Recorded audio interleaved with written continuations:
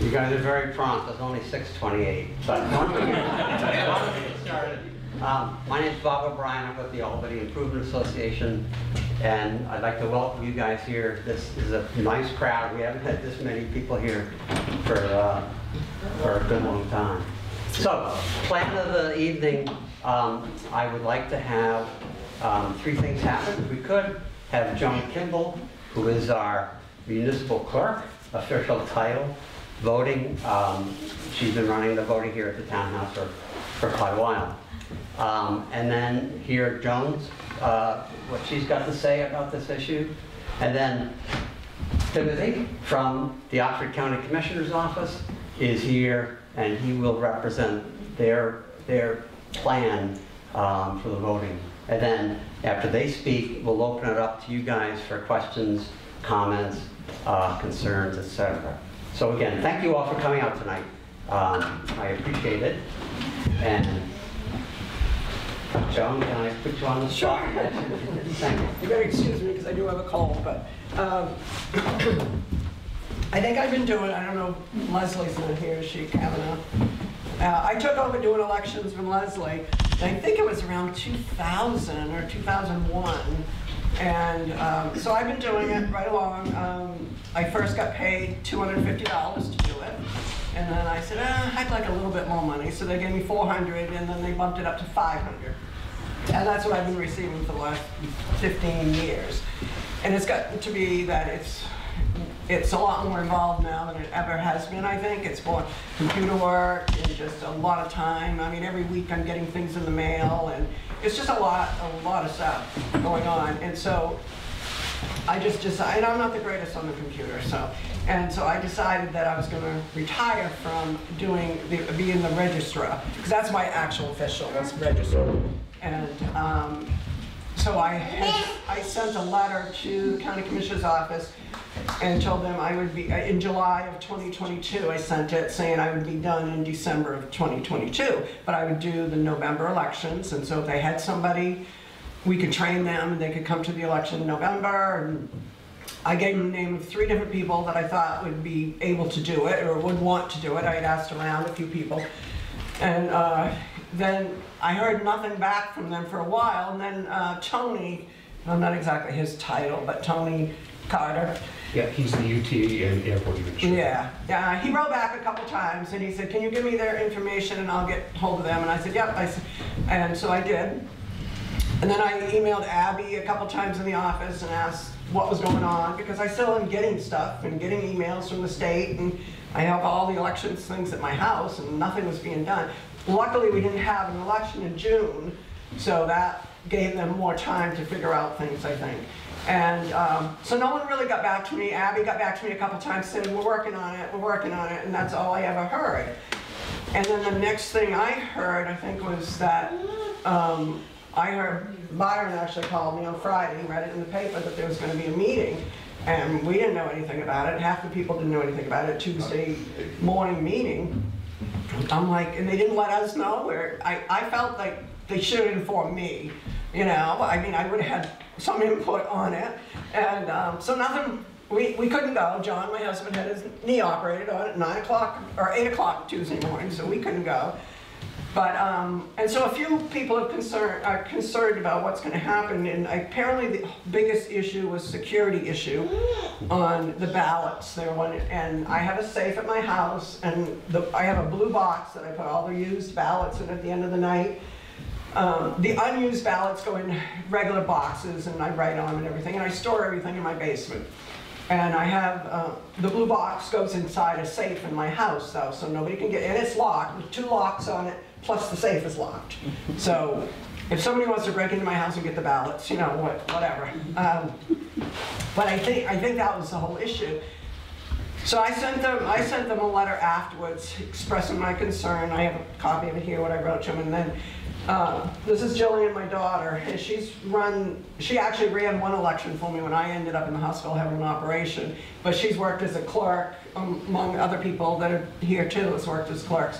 And Jillian's willing to take over and be in the registrar, because I can be here with her. I can either I'll be a clerk or I'll be her warden, whatever it takes, you know? So I think it would be a very easy transition for her to do it. And she's helped me at the end of it when I have to put in the computer everybody that voted, everything, and she's been there and helped me do it.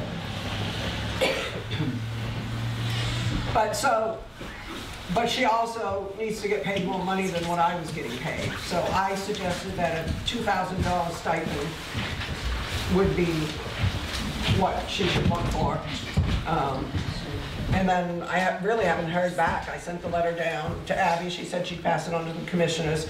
And I just wanted to make it clear after that meeting that, because at one point, I think at that meeting, they said they didn't have anybody to do it or something, is what I read, but that could have been misstrued, I'm not sure. But it's like, no, we have people that will do it. That's not the problem at all. We have people, and we have plenty of people that will help do the clerk's part, you know, during the day. So I feel like they weren't really listening, and they were hoping,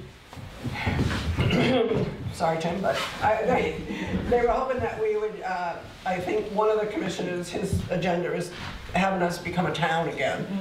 And that he was kind of pushing that issue, saying that, well, if you were a town, this wouldn't happen. It's like, we don't need to be a town, we can keep our elections right here. It's not a big deal. I felt like they were making too much of a big deal out of it, that we don't need to move, we don't need to do anything.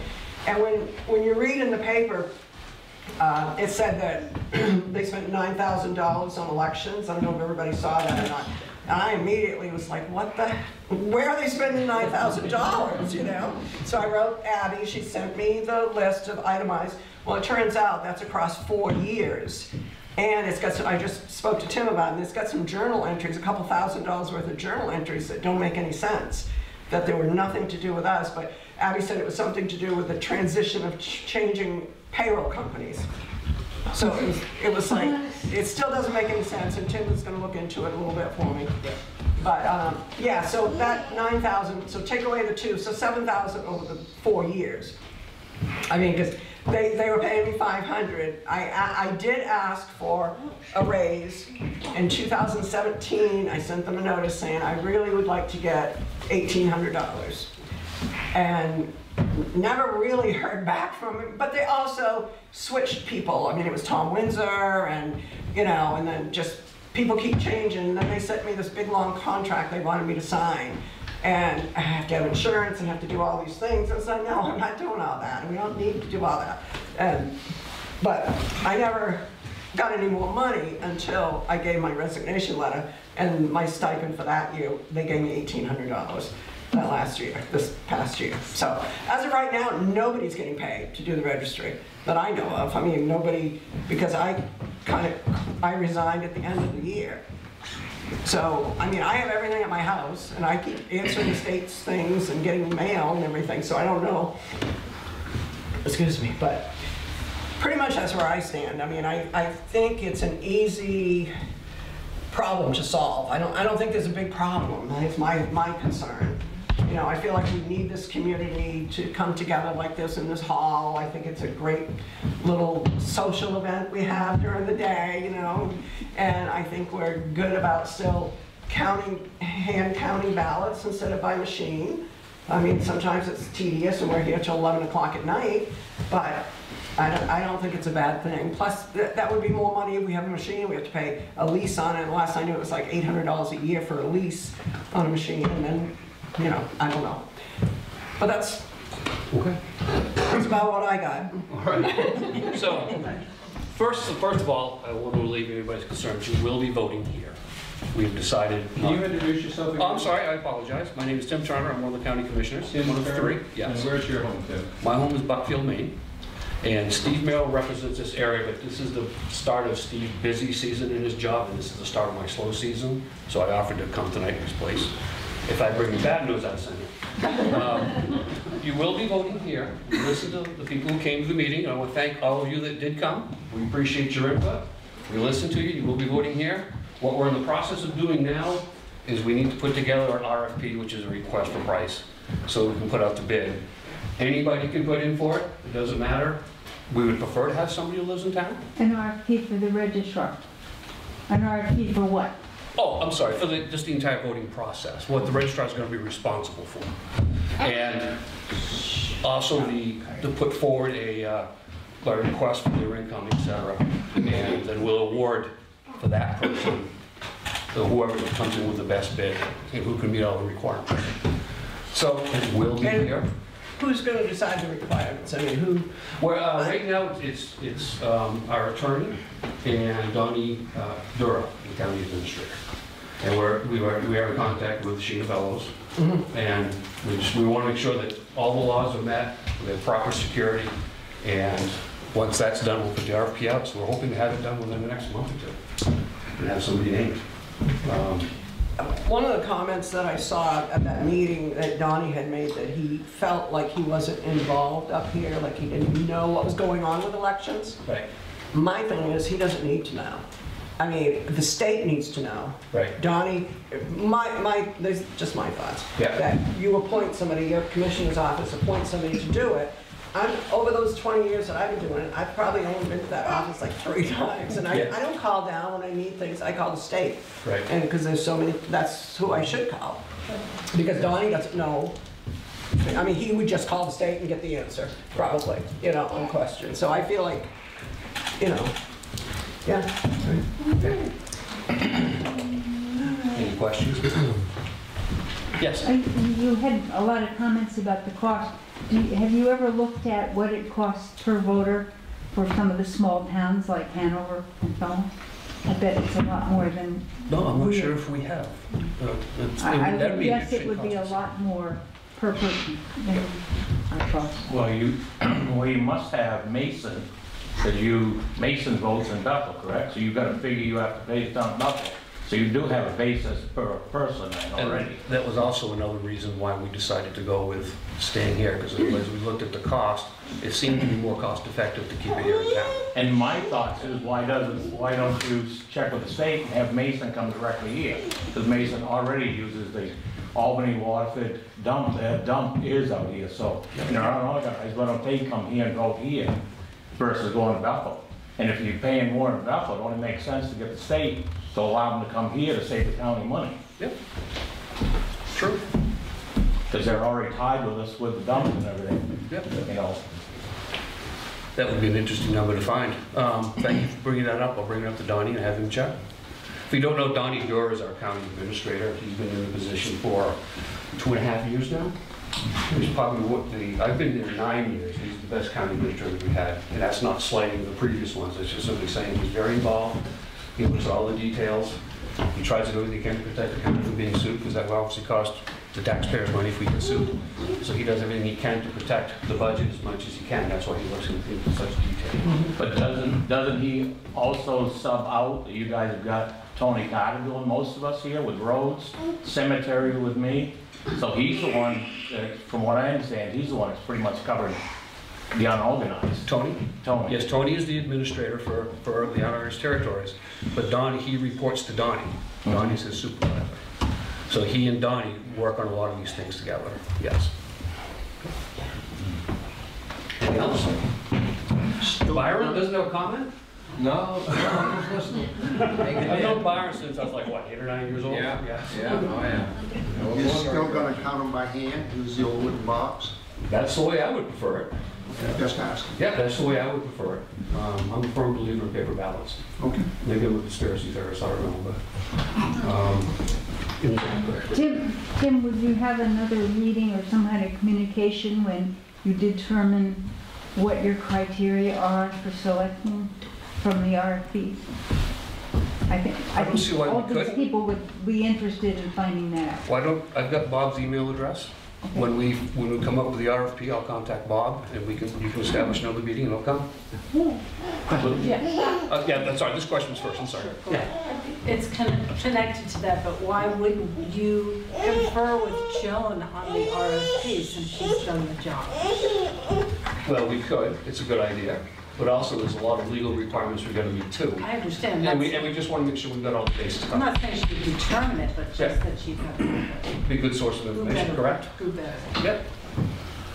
And what is the security issue you guys were talking about? I mean, is it because it's at a residential house the ballots are Correct. at? That's basically what it And I said in my letter that I sent down that if need be, we can, you know, we wouldn't bring the ballots down that night, but the next day, if you guys wanted the ballots down in South Paris, I could chuck them down there if we needed to, if that was a concern. And that might be a part of the RFP that we have to run down the following day once the ballot is done. I mean, that's a Biden had documents in 2 or 3 different places. I don't see what the issue with the.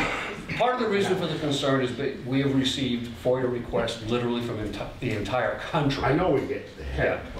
And so there are groups out there looking for any little thing they can get on both sides of the fence. So we just want to make sure that when they say, well, why didn't you obey this law? We say, yes, we did. This is how we did it. So, yes. What are the legal requirements that seem to be the problem that we're encountering? Right now, look, we just didn't know what the security was because, again, we just didn't know what the process was. But we're getting to learn it now. And once we do, we'll make sure it's taken care of.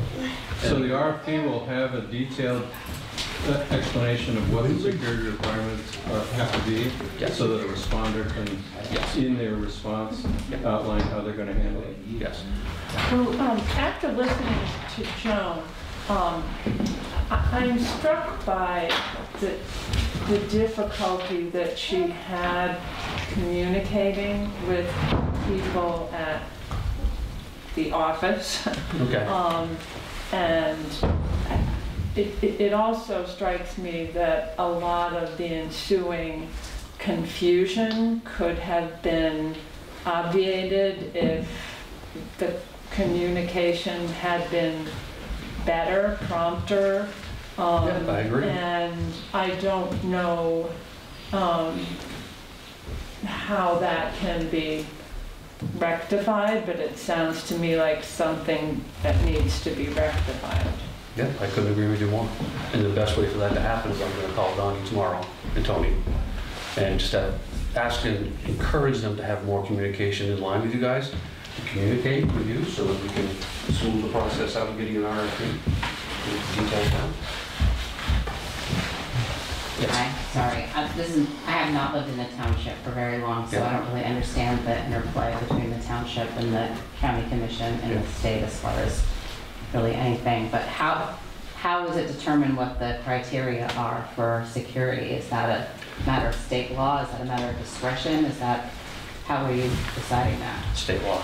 Okay, so how does the county commission fit in A township does not have board of selectmen. They basically have no service. It's all supplied by the county. What happens, the state takes the evaluation of the property here, however their study's done, and then they tell us how much money we have to spend on the RX territories, and we look at the very projects that need to be done, whether it's road construction, balloting, services, because we have to make sure that every town has a fire department, every town has a rescue. And what I mean by that is one that will respond to that town, that's contracted to respond to that town.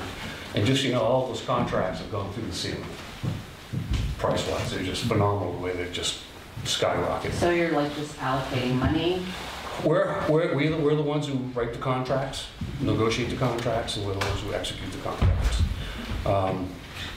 But it's based on state law? Correct. Okay. Yeah. So everything will be in compliance with state law. It's not going to be more burdensome or less burdensome? Correct, it will be the same.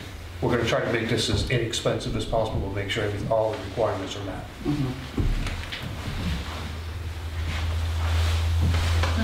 Yes, it's you. Okay, to give you guys an idea of what he's talking about, a contract, they have hired me as sexton for the cemeteries here in Albany, the ones that have disbanded, which is really only 2. It's the Hunts Corner one and the York Cemetery on Vernon Street. Joni and I and Shelley, there's a bunch of us that still have the Songa one. And we're the association that keeps it running, and Mike was part of the Albany one, or the Hunts Corner one at disbanded. But they've also got me on the Mason one. So in this area, I'm basically paid by them. And the contract they're talking about is basically like a boilerplate one. Right. Tell you, I did have to get added to my insurance, my contractor's insurance. They have to be named on it. It's not bad on that end of it. The communication hasn't been good, and a lot of it's been the pandemic because you guys haven't had face-to-face meetings. Yeah. But they basically wanted me to be sexton for the last 4 years, and it finally happened this past year. Yeah. So, and I've been doing stuff along the way that haven't been getting paid, but I understand the situation, but nothing's gonna move fast with any of this. The only reason it's gonna move faster is because we do have elections coming up. They're gonna have to make a decision a lot quicker than they did with me. Yeah. So it is a process, and to give you an idea what Joni goes through, I was on the computer checking tonight for emails coming in for me. She's got 2 things from the state today. So the state still has her, they're sending stuff to her. Anybody you guys want to change from a Democrat to Republican, she's still the one doing it. And there's deadlines up till that certain time you can't. But that's all the stuff that I don't think they understand. That she's here in town, you can make the phone call, you can come in the house and do that. When I get close to election stuff, the mailbox is full. And Shannon's wife, she works at Bethel Post Office, and she'll deliver mail when they close up there. Any ballots, she brings them directly from the post office directly to here. And I'll check the mailbox to make sure the mail-ins, the ones that haven't showed up, at 5 o'clock after mail when I get home, I bring them back down. So I think if you take this out of here, or you got someone from out of this area, it's gonna make it very difficult for the people here to do a lot of that stuff, because we don't have an office. Right. So it's keeping it in town, to whoever it is, it should be in town. That key person should be here. Well, we prefer somebody in town, but if nobody puts in a bid. Well, she sent the 3 names, I know. But that's not a bid. But there was no talk of a bid at that Well, point. and I know, but there will be, and then Right. at that point, when a bid comes in, then we'll. So you'll entertain the names and respond to them. And we would much prefer to have somebody in town. Yeah. And unless they come out extraordinarily higher than somebody else, we'll pick somebody in town. Because we understand, small town, I come from Buckfield, Maine, so it's a small town.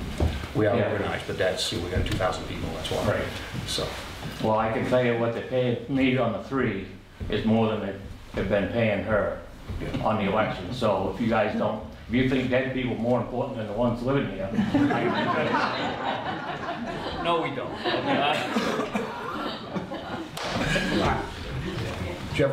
Yeah, Tim, I'm trying to get caught up with this. What's the custody transfer once a ballot becomes a legal document? We're worried about it going to her house. Where is it supposed to go? What's considered a safe spot? Well, it would depend on the security system at the house. Okay, you could, there was comment about maybe putting a fireproof safe here in this building. But then, you think about, well, how often is there somebody in this building? Right. It might actually be more secure in a house. Again, that's something we'll have to settle on once we put out the RFP. But if the county seat is considered a safe spot, and the state police are deputized couriers for legal documents like that, why couldn't, at the end of the count, the state trooper be sitting here to pick up and bring it down to? Well, I don't think it necessarily has to be a law enforcement officer. I think the way Joe described it, it could be done. Again, that's a technicality to look into, which I don't see why we couldn't do that. Do you know what happens in other small remote towns that are organized? I mean, where do their votes go? They usually have a small town office that they lock them in. We're pretty unusual here. Yeah. I mean, I think there's only like 1 or 2 other unorganized towns that handle their own vote. Most of those are in Aroostook County because they're so far away from an organized town that has it. Yes? Just another question about the RFP, just so that we're all clear. Yep. Do you have a time frame involved for when you're going to issue the RFP and how much time will be allowed to respond? And will that be before or after this meeting that you're sort of proposing to explain the RFP? No, I don't have a time frame to answer your first question. Donnie's and our county administrator for the UTs and the airports, they have a lot on their plates, and they're juggling things. I can't get into everything we're into because we're legally bound on a lot of stuff, but they are focused on it, but there's also literally 15 other things they're focused on that have to be done on tighter time frames. My goal would be to have it done and settled before July 1st.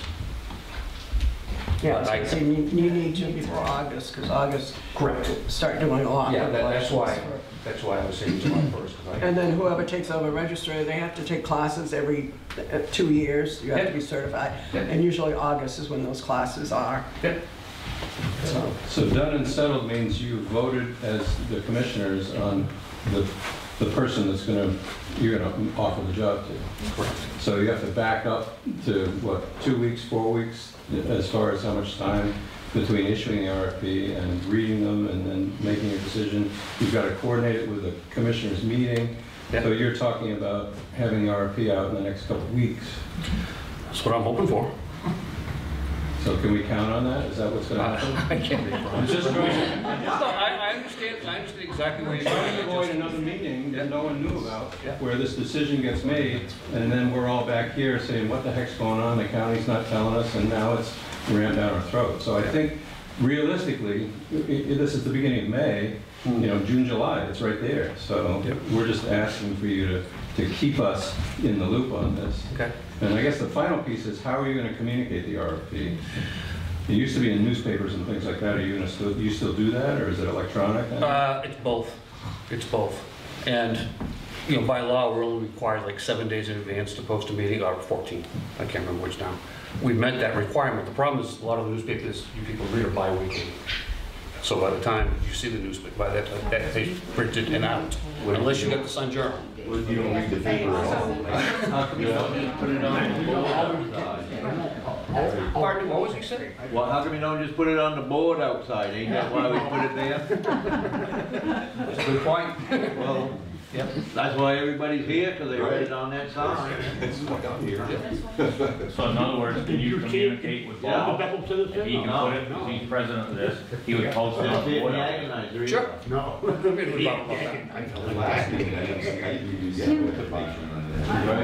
I don't volunteer for things normally, and I'm not volunteering. But I'm wondering if maybe you should see, maybe you could get advice from people here. If the commissioners don't have time, they have to research some questions about the legal stuff.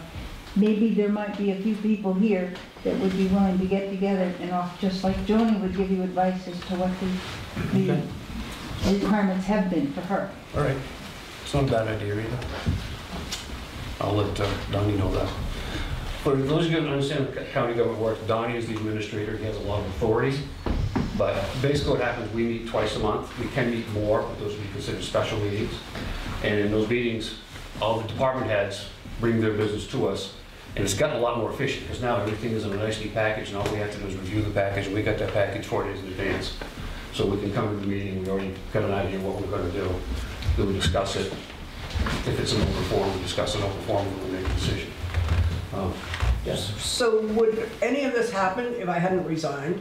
If I had just kept going as I did? Yeah, it would have. It would have. It would have, because I felt like it was like, what? Now, it would have. It would have, as far as the contracts and Yeah. Oh yeah, definitely. We wouldn't have put it out to an RFP again, because you're already there. Why would we do that? But now that you're getting done, now we're going to put it out the RFP and the bidding process. And for the purpose of the bidding process is to find the lowest bidder who meets the requirements. We're not just going to hire anybody off the street. So, yes. What might be some of the requirements? I wish I could answer that for you right now. That's what our county administrator is doing. He's putting that together for us. And what happens is, like I said, 3 or 4 days before the meeting, we get the packet and we review what the requirements are. Is there any reason why it would not be a resident of the township? If nobody put in for it, or if people who put in for it didn't meet the requirement. That's the only reason. Could you make that a requirement, that they be a resident of the township? We could. I just don't want to be in a position where nobody puts in for it who's qualified, then what do we do? Reserve the right to refuse, and then no one's qualified. We do not have to, we don't have to hire anybody. Just because somebody put in for it, let's say only one person put in for it, they were from Bethel. We don't have to hire that person. But then, Well, that's exactly the point I was trying to make. Is that's why I'm hesitant on making it Albany residents only. I would venture to guess you won't have a problem with that, but could you even put a clause that you prefer an Albany resident? We could put that in. Yeah, that could be put in. Yeah, definitely. Yes. Are there any towns in the unorganized territories that can vote themselves for the person that they want to have take care of their voting and like what Joan has done for years? As I understand it, no, because you guys have no administration, the county is the administration. You guys are not a town, you're a township. So no other towns, No other townships.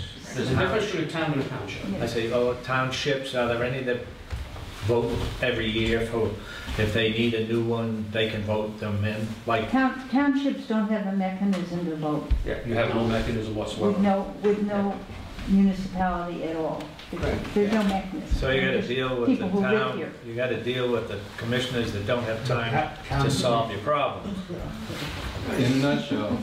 But I'm just saying, why can't this town take a vote to have? Because you have no authority. authority. There's no authority for you to do it. There's no authority whatsoever. Yeah. We can do a petition and sign it and give it to the county Yes. commissioners, and that's what we'd like. A straw poll. That's about Yeah. You know, I'm just saying, you know, As a because township, we yeah. have she's a resident, your daughter's a resident. Yeah, yeah. We got somebody, they've got a secured residence to store in. Yep. They've done an excellent job over the years, so I don't see the big problem. Why can't they just find out if they could do that? Because we have to put, over a certain price, we have to put things up to bid. We don't know exactly what this is gonna cost, but that's a part of the bidding process. Well, I'd say it's about $2,000 a year. Nobody, you know, maybe I'm putting my job on the line, but I'm the plumbing inspector for the town. Yep. And probably 7 or 8 other towns, and I've got one, I do Stoneham, and I've done Roxbury for 15 years. And But those are organized towns. only Roxbury and Stoneham. Right. But the rest of them, I have Mason Township, I have all these others. Nobody ever put out for bid, nobody asked me what I need. I'd be interested if you're violating the law. Well, I'd be interested if we couldn't. I'm not concerned whether I'm right. I don't think I am, because I go by the rules. Yeah. I'm not sure when it comes to plumbing inspectors, what the rules are. Well, I'm just When saying, it comes to what it the town seems to me licenses, that, it has to go through that we need to find that out, whether we could use one of the citizens, not necessarily this young lady, but if she's willing and she's able to meet the requirements, I think it's a lot better to do that. I'm very concerned about this township, if you will, okay? There are rules here, and there's a lot of things going on in this town that they're not going by the rules. No. And when I call up and find out from the state, from the unorganized Work. Okay. No, it's Used to be not work. work anymore. It's not work anymore.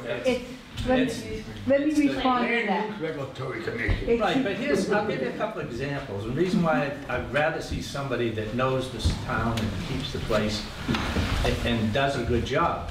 I was shocked at the stuff that's going on here.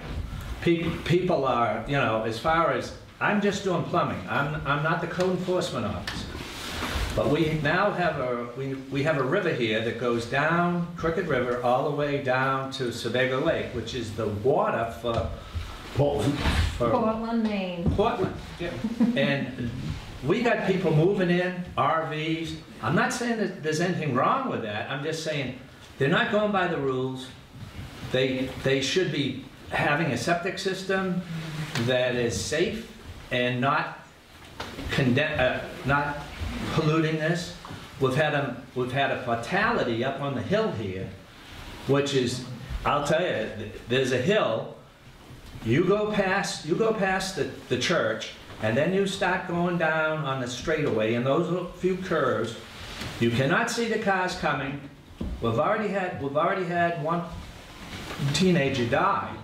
Nobody's ever put a sign up saying, you know, keep to the right. This is a dangerous road up here. It's not wide enough. And today, the UPS guy backed into my next door neighbor. I says, "You made a good choice, because when the two trucks are on the street, nobody's giving away." And he says, yeah, I know. And I cautioned him, I said, be careful of that turn up there. And when I go up there now, because everybody likes this little shortcut, and I go down there, and I'm the one that's concerned about it. If you go down that hill and you look to the right, you'll see all these flowers, because all this youngster's friends left flowers. Good. Well, I try to stay to the right, but I went down, and 2 of the cars coming up the hill were in the middle of the road. So this is a fatality waiting to happen. We should have something like that taken care of. Tim, could I respond? I'm Lee Smith. I am the Oxford County Land Use Planning Commission. So I'm part of the Land Use Planning Commission. So I see what happens there. The first thing I want to say to you, because we're not a town, if we were a town, we would have to have a zoning officer. We would have to have an office, we'd have to have all this. And we might have someone to manage roads. Because we're not a town, we're a township. The Land Use Planning Commission is supposed to be monitoring what's happening to the land and building, and I'll say a bit more about that. It is the state authority over roads that deals with roads. We can't deal with that. But in terms of the Land Use Planning Commission, and I will excuse them, they are severely understaffed. Now, if you see something that you really think is a violation, particularly dealing with water, you should contact the Land Use Planning Commission and respond. There's someone in this office. They have totally inadequate staff, and I'll give a little more information. They're losing staff to the state environmental protection people because they can't pay enough. The EPA pays more. So they do have someone who does, they have 2 people actually who are supposed to enforce things. There are people that give out permits. If you want to build here, they'll tell you how you can build. There are rules about how big and how far from the water and septic systems, and they'll tell you that. And there is someone who's supposed to enforce that.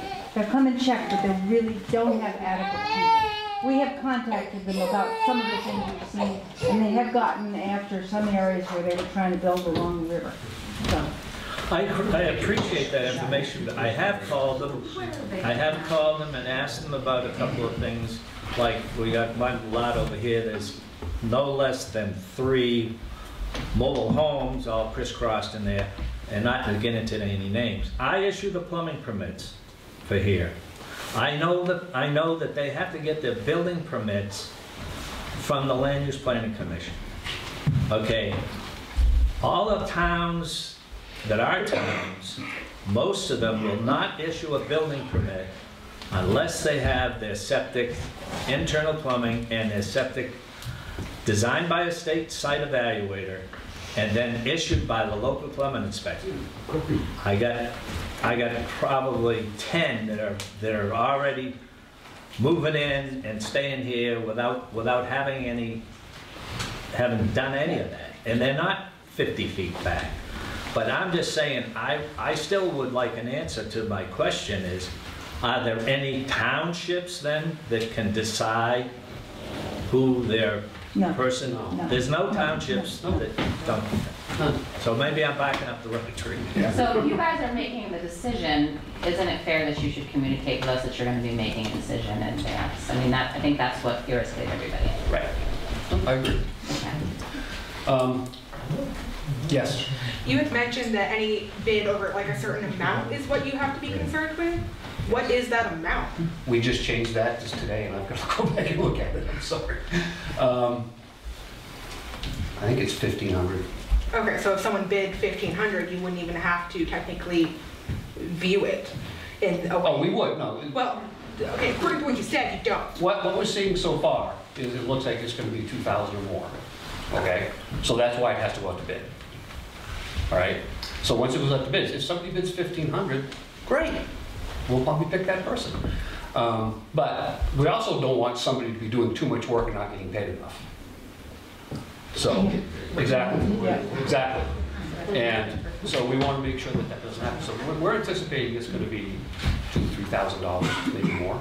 But we don't know until we get all the data put together. It's hard to know what to pay because other places like down South Paris, you know, it's in an office. You work in the office. I mean, in Bethel, you know, everybody has the job. Gilead, Lynn is the registrar, but she's also the clerk. She gets a stipend, like $3 grand for doing the register, and then she gets so much for this. So it's very unique here.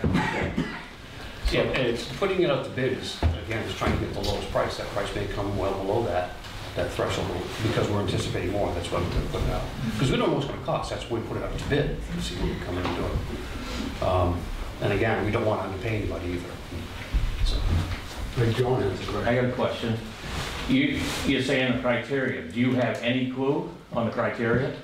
The state has got. Right, but I guess what I'm pointing at, Joni, is you know more about the criteria right now than he does. Maybe you could fill the people in a little bit on it. And would you be able, I got a feeling no one's gonna have the full criteria by the time you're talking. They're gonna have to take the classes. So if you say they gotta have the criteria, I don't think you're gonna find anyone unless they were already at another town coming here.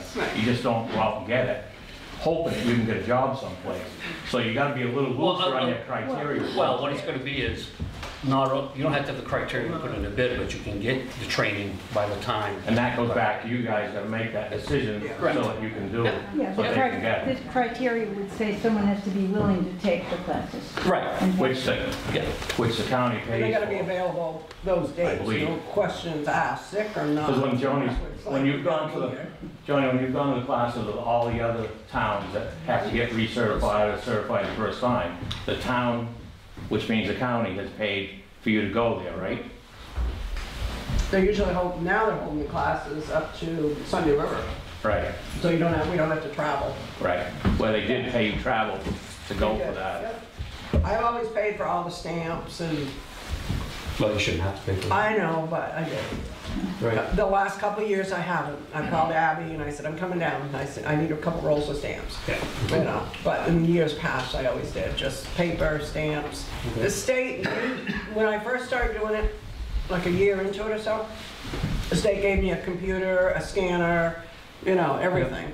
But they expected me to have it here, you know, where we voted. And they never understood. It's like, no, you don't understand.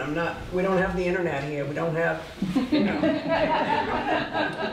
We just barely have we did what, remember? We had the phone, we had the internet here because I needed it. And, but it's hard when you talk to somebody in the state and they don't understand our circumstances here. It's like, what do you mean you don't have office hours? You say you're gonna put it out to bid, so this person's gonna be trained, have the qualifications. Is this gonna be for 1 year, 2 years, 3 years? Right. What, you know? The contract. How long the contract's going to be? Is that your question? Yes, you know, you're No, gonna just. it won't be 1 year. No. Oh, okay. It's going. We'll try to keep our contracts around 3 to 5 years. Okay. And keep it renewed. And we won't. When it comes time to renew, we probably won't put it out to bid. If that person wants. If that person wants to. Yeah. Now, if the person wants to take it for the same price, or if they want more, will it go up to bid? Or say after 3 years? Yeah. They want to pay it. I hesitate to answer that question because I'm not sure. Okay. Okay. One personally, if we had somebody who wanted to do it and they weren't asking for some really crazy pay raise, I would just keep it there. That's me. Well, what they did with me, guys, on the cemeteries, you guys did a 1-year contract. Yeah. And it basically 30 days I could walk away, give you guys 30 days notice, or you could get rid of me in 30 days. Yeah. But it was a 1-year contract. It's not longevity, and I never bid on it. Yeah. I got approached by the county. Right. Going way back to Scott Cole when he was there, when you guys disbanded, and it basically. Never showed an interest, that's why. It happened here. And there's just one person who puts in for it, and they get it. Like I say, I want somebody from Albany. I know Commissioner Earl does, and I know Commissioner Duguay does. We can use the sign when when we county, send the bid, and either put a phone number up there or a contact to get the materials and to apply. What I'll do tomorrow, I got to talk to Donnie tomorrow. I'll express the concerns you people have and timeframes, and if the timeframe's different, I'll send you an email. All right, sounds good. Sounds good. If you put it out to bid, do you do it by putting it in a newspaper? No one gets. Paper and electronic. Okay. And so it would probably would it be in the Bethel paper? Yes. Because most So it'll be in people Bethel, would it'll be in probably the Sun see it. Journal. I think if there's anybody here that would like to do the job, besides Jillian, maybe they give your name and number to Bob, Yep. so he makes sure that you get the paper, application or whatever. As far as getting the paper application, you can just, if you have a computer, you can download it. Yeah. I believe that's how we normally have it set up, or No, just I'm not request, yeah, just request a copy and we'll mail you the paper. Yeah. He's mentioned electronic notification. Where is the notification? Right on the Oxford County website, Okay. oxfordcounty.org. Okay. I just went to it this afternoon, it actually works. All right, yeah.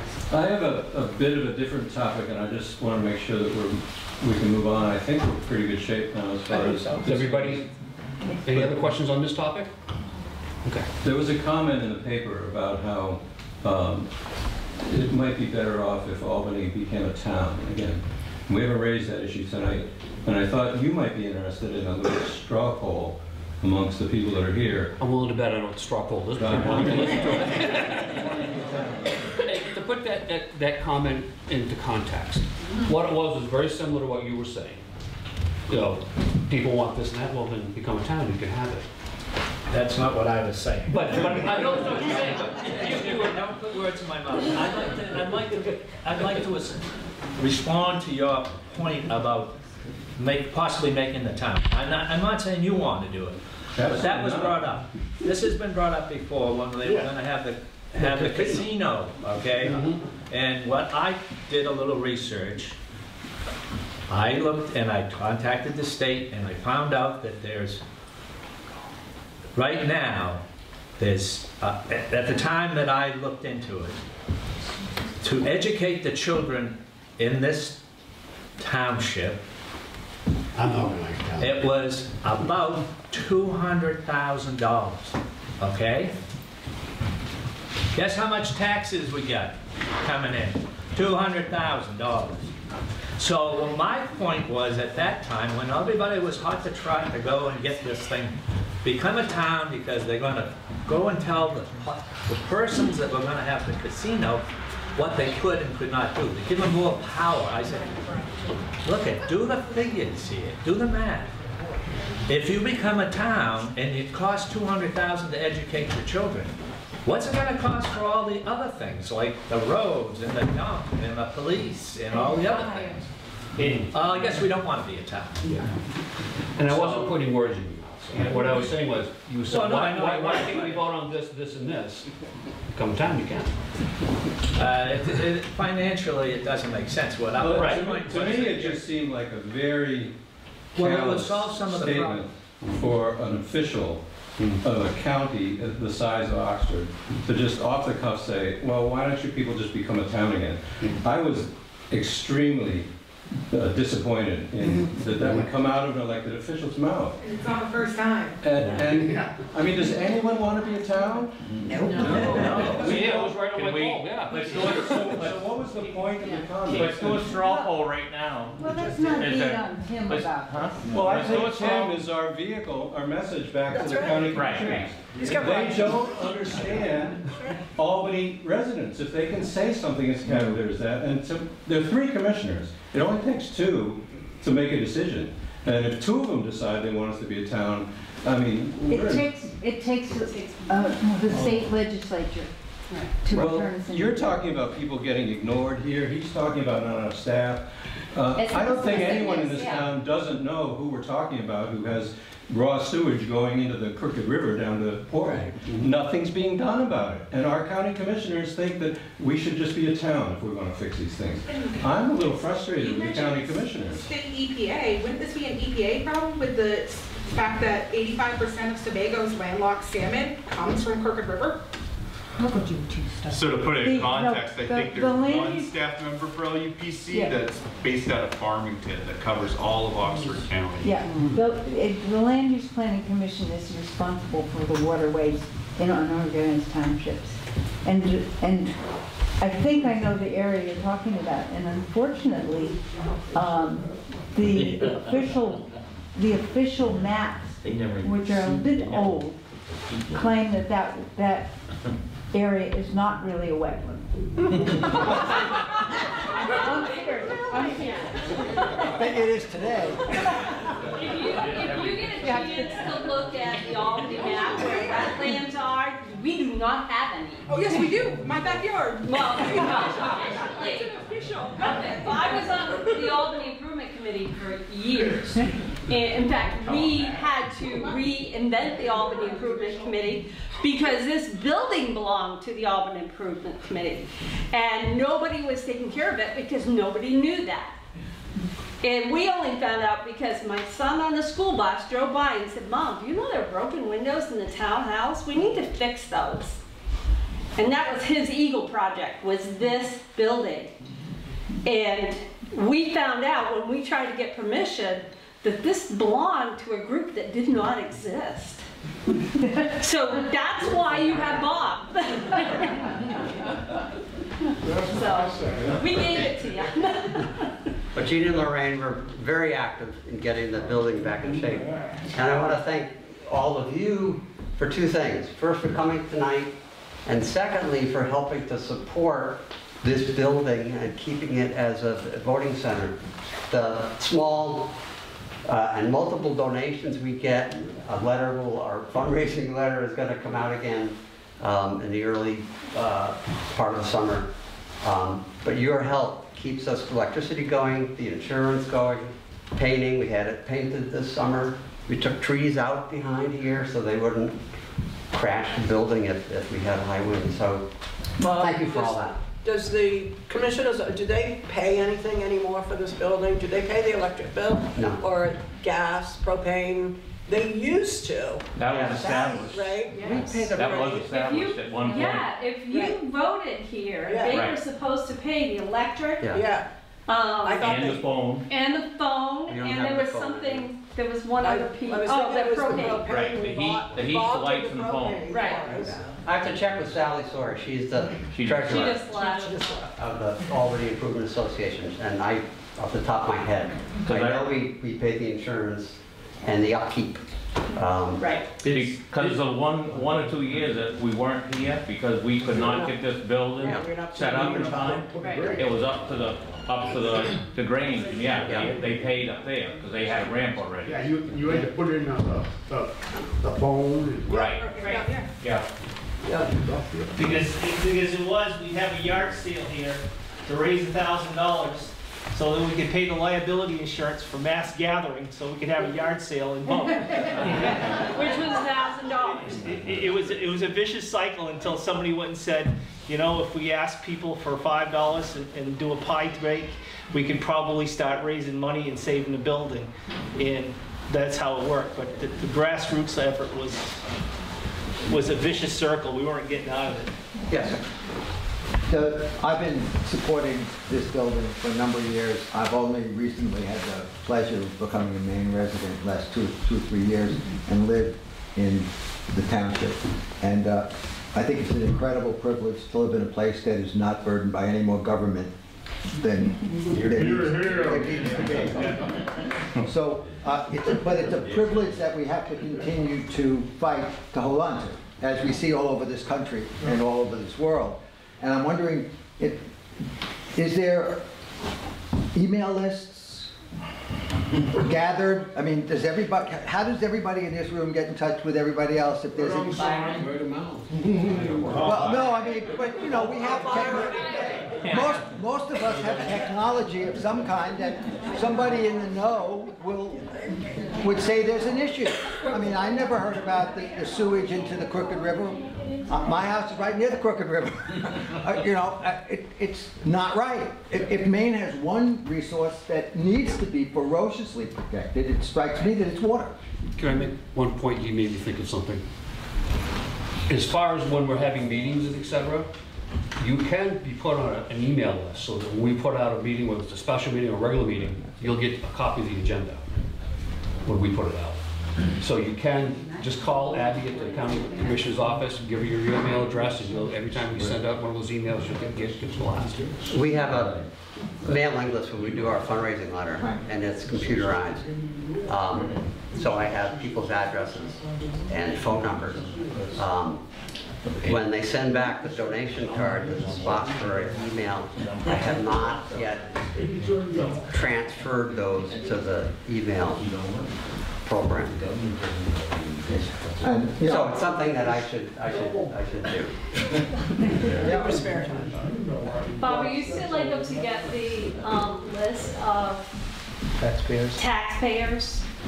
Yeah, we're still able to get that. Okay. Yeah, and I track who's moved in, but it's and we've called the list if we don't hear anything back from a certain party or house after a couple, 3 years, you know, I take them off the mailing list. So I'm trying to keep it small enough so it's manageable. Have people signed in tonight? Is there a way for people to? Well, nobody. Yes, right over by children. Nobody's on it. So if you'd like to, that would help us if you could put an email on your way out. Or you can get my email. I can, the easiest way to give it to you, and then you can just email it to me. Bob, do you still have the connection with the Albany? I don't remember what we set up for an email on the Albany page. We used to have an Albany Yeah, it's on website. the, yeah. Because if you, it used to be if you had contacted us, it would go to him, and then it went to him. Yeah, I'll put that, that's a good idea. I have my phone number on that website. And I can put the email as well. Yeah. I would be willing to help you put in emails. Right, Fear Angel does the. Yeah. I'd be happy to help you with that. Yeah. Because I'm a teacher, so I get times off. Any more questions and that will conclude. I'm retired, I get, oh my God. That was it. It's online, it's Called the state. AIA? No, BaltimoreMaine.com? that was .org. Say it again? I thought it was .org. I don't remember Sally. I'll put it up, you know what I'll do? I'll put it on the sign. If you look at Albany, Maine, it pops up. Right. It's on the internet. Upgraded, it hasn't been upgraded for a while. Yes. Okay, I'll try to make this short. Two people have mentioned here about sewage going into the Crooked River. I just want to give them a little more information than they may not have so far. Previous plumbing inspector, excuse me, I'm talking. The previous plumbing inspector was called about a particular individual, which we don't need to name names, that this was the problem, that it was going to end up in the Crooked River. They called, and he called the state, the person that was for the state there, Scott Cole at the time came down, whoever, the county, yeah, he came down, the previous plumbing inspector came down, and then they told him, this person, to make a septic design by a site evaluator that would take care of his sewage. And he did. He got a hold of the fellow who just recently passed. I read his obituary, and he was a pretty smart guy. But what he designed was a pit privy. Now, a pit privy doesn't even need a permit because they don't leave anything. There's no sewage left in the ground. An outhouse is different. They need a site evaluator to do a soil test. And the soil test determines whether they can have an outhouse there. But they don't have an outhouse. They have a pit privy. And the other thing that they've done is that particular site evaluator did some soil tests around near where this pit privy is, and he said that that could be a leach field if they wanted to make a better system and get pressurized water. I've had the complaint because I'm the new one. I went down and I talked with them and I said, well, first of all, I looked at your permit and it said that you had that design there. And I would strongly suggest clear out the trees and start getting that ready, because at some point you'll want to have pressurized water. But right now, he does not have to have anything, but he has to have the sewage pumped and picked up by an outside outfit. He can't bundle it up and bring it down to some campground somewhere or anything else. So I'm doing my job because I'm going there. I'm not the code enforcement officer, but I am also certified code enforcement officer for the next 7 years. But I'm not a code officer here. I got that from when I called the State Planning Commission, and they said they had 2 vacancies. Hey, you want this cleaned up? I'm 80 years old, June 11th. I will come in and be your code enforcement officer. That the board has to approve that. It doesn't have to go out for bid, but if they want to do that, I will come out of my semi-retirement and I will clean it up, because I don't have a problem giving violations.